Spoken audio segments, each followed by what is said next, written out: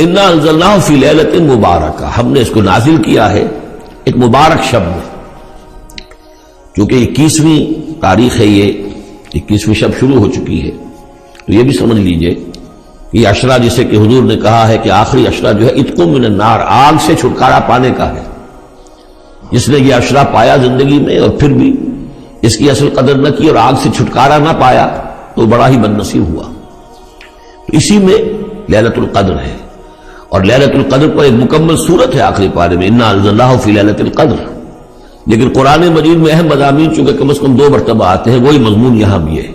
لیلہ مبارکہ اور لیلۃ القدر ایک ہی شے ہے، ایک ہی رات کا نام ہے۔ انا انزلناہ فی لیلۃ المبارکۃ، ہم نے اس کو نازل کیا ایک بڑی مبارک شب میں۔ انا کنا منذرین، ہم ہیں خبردار کر دینے والے۔ رسالت کا اصل مقصد، کتابوں کا اصل مقصد انذار، خبردار کرنا۔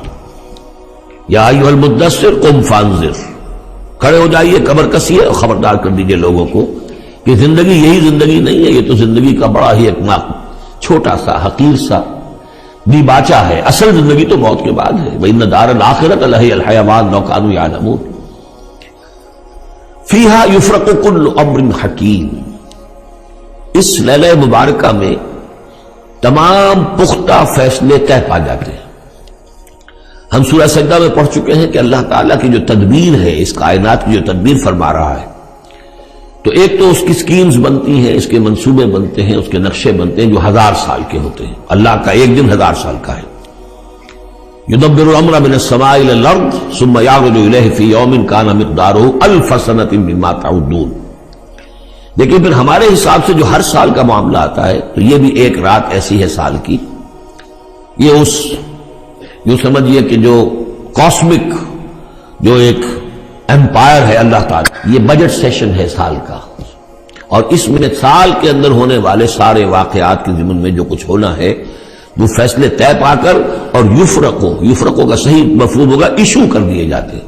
فرق کہتے ہیں علیحدہ کر دینا، گویا کہ اس رات وہ فیصلے ایشو کر کے اور ملائکہ کے حوالے کر دیے جاتے ہیں۔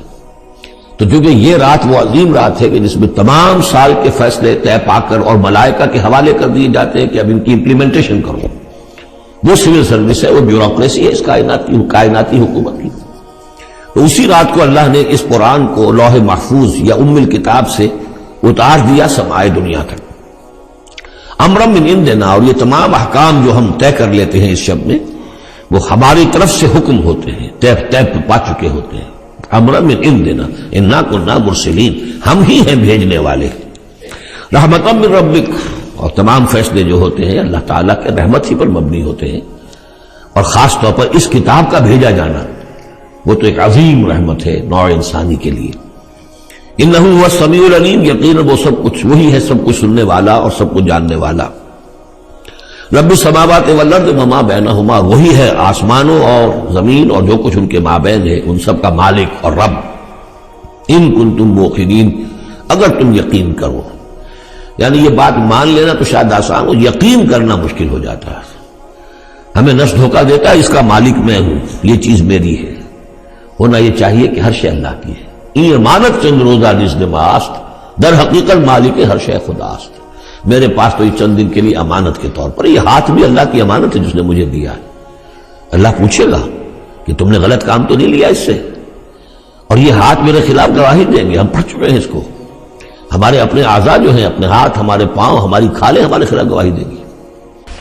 اب جو دن شروع ہو رہا ہے نا آخری، ان میں جو ام المومنین عائشہ صدیقہ رضی اللہ تعالیٰ نے اللہ کے رسول علیہ السلام سے پوچھا تھا نا، وہ چاہیے میرے بھائی بہنیں ساری دعائیں چھوڑ کر نا ان دنوں میں زیادہ اس دعا کو پڑھے۔ انہوں نے پوچھا تھا کہ یا رسول اللہ اگر میری زندگی میں یہ راتیں آئیں جن میں امکان ہے کہ لیلۃ القدر ہو، تو آپ نے فرمایا یہ پڑھنا، اللہم انک عفو تحب العفو فاعف عنی۔ یہ دعا جو ہے نا میری بہن یہ ان دنوں میں بہت پڑھے، تسبیحیں کرے کہ اللہ تو معاف کرنے والا ہے، معاف کرنے کو تو بہت اچھا سمجھتا ہے، میں بھی قصوروار ہوں، مجھے معاف فرما۔ اور ایک دعا جو ہے نا، چلو اب وقت یہ ذرا لکھوا دیں، اللہم انکا عفو عین فے وا، عفو واو پر شد آ جائے گی نا دو پیش عفو و درگزر اردو کا ہی لفظ ہے نا، عفو این فے واو، این پر زبر، فے پر پیش، پھر وا پر بھی شد اور دو پیش ہیں. اچھا انک عفون تو اردو انک عفو تحب العفو، تحب آگے افوا، تحب العفو فاعف عنی. فاپونی. اور بند کرنے سے پہلے دو دعائیں اور، اب ختم یہ وقت ہے. ہاں جی 10 راتیں جو آ رہی ہیں نا پچھلی، ان میں یہ دعا بھی نہ بولا. رمضان سارے میں بھی ہوتی ٹھیک ہے، ورنہ اب تو نہیں نہ چھوڑنا. ہاں جی یہ دعا بھی بالکل ایسی ہے کہ آدمی کے دل سے آواز آتی ہے کہ اگر واقعی ان دنوں میں یہ دعا نہ کرے تو کیا ہو پھر. اعوذ بجلال وجہک الکریم ان ینقضی عنی شہر رمضان او یطلع الفجر من لیلۃ ہذہ وَلَكَ عَلَيَّ ذَنْبٌ وَتَابِعَةٌ تُعَذِّبُنِ. اللہ یہ رمضان کہیں اس طرح نہ ختم ہو جائے یا آج کی رات کی فجر اس طرح نہ شروع ہو جائے کہ میرے ذمہ کوئی گناہ یا ایسی چیز ہو جس پر تو قیامت کے مجھے پکڑے. اگر ہے تو رمضان ختم ہونے سے یا آج کا دن چڑھنے سے پہلے پہلے ختم کر دے. یہ دعا بھی اعوذ بجلال وجہک الکریم ان ینقضی عنی شہر رمضان او یطلع الفجر من لیلۃ ہذہ وَلَكَ عَلَيَّ ذَنْبٌ وَتَابِعَةٌ تُعَذِّبُنِي عَلَيْهِ. یہ میری مسجد سے بھی نا بچوں نے چھپائی ہوئی اور وہ تقسیم کرتے ہیں، لے لینی چاہیے. یہاں بھی شاید کسی کے پاس ہو. یہ دعا بھی بالکل ہر بندہ حاصل کرے. اور ایک اور دعا جو ہے یہ بھی بہت ضروری ہے، میاں طاہر اور سب دوست اس کو بھی نوٹ کریں کہ اللہم لا تجعلہ آخر العہد من صیامنا ایاہ. ترجمہ کیا کہ اللہ یہ رمضان کے روزے میرے آخری روزے نہ ہوں، پھر بھی مجھے زندگی دینا اور میں روزے رکھوں. فَإِن فَعَلْتَهُ، اور اگر تو نے یہ فیصلہ کر لیا ہے کہ یہ میرے آخری ہیں، فَاجْعَلْنِي مَرْحُومًا، تو مجھے ان میں سے بنا دے جن پر رحم ہو گیا ہے. وَلَا تَجْعَلْنِي مَحْرُومًا، ان سے نہ بنانا جو رمضان میں بھی خالی ہاتھ رہے. محروم نہ پھر رکھنا، اگر قسمت میں موت ہی ہے تو پھر مرحوم بنانا، محروم نہ بنانا. اور اگر موقع دے دوبارہ یہ 3 دعائیں آج کا تحفہ ہے، بالکل ایک ایک آدمی ان کو نوٹ کرے. اللہم انک عفو تحب العفو فاعف عنی، اعوذ بجلال وجہک الکریم ان ینقضی عنی شہر رمضان و یطلع الفجر من لیلۃ ہذہ وَلَكَ قِبَلِی ذنب وتابعۃ تعذبنی. جی جزاکم اللہ خیر. اس خوبصورت میرے نبی نے فرمایا 4 باتیں لے لو، 4 تو پھر تمہیں دنیا میں بھی کوئی پریشانی نہیں اور آخرت میں بھی کوئی پریشانی نہیں. تو آپ نے فرمایا 4 کام کر لو، صرف 4. صدق و حدیث، ہمیشہ سچ بولو، ہمیشہ سچ بولو. حفظ و امانت، کسی کو دھوکہ نہ دو، دیانتداری سے کام کرو. میرے نبی نے فرمایا میرا امتی ہر گناہ کر سکتا ہے، بشر ہے، انسان ہر گناہ کر سکتا ہے، 2 کبھی نہیں کرے گا. یہ آپ نے امید لگائی اپنی امت پر کہ میری امت مرد عورت ہر گناہ کر سکتا ہے، 2 کبھی نہیں کرے گا. ایک جھوٹ کبھی نہیں بولے گا، ایک دھوکہ کبھی نہیں دے گا. 2 باتیں ہو گئی.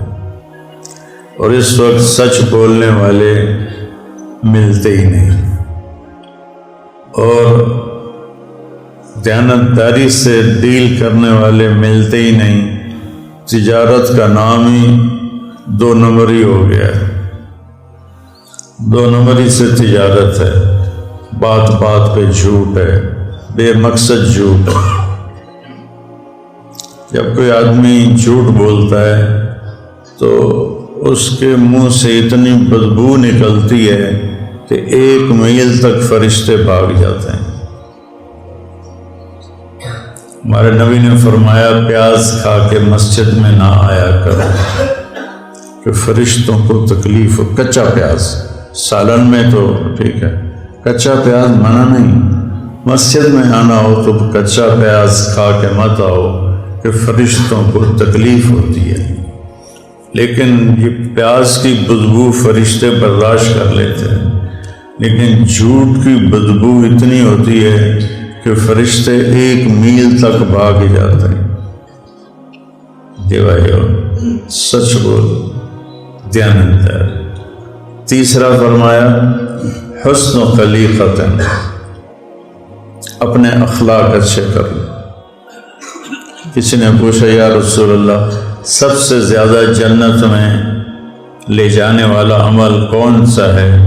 تو آپ نے فرمایا اچھے اخلاق اور تقوی، اچھے اخلاق اور تقوی۔